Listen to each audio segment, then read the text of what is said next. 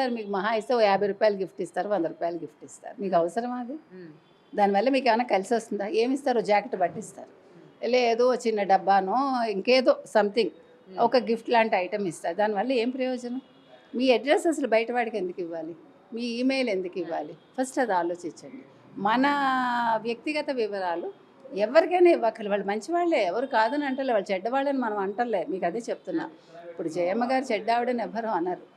ఆవిడ ప్రమోషన్స్ ఆవిడ చేసుకుంటున్నారు, ఆవిడ వ్యక్తిగత ప్రమోషన్స్ ఆవిడ చేసుకుంటున్నారు, ఆవిడ కూతురు చేసుకుంటున్నారు.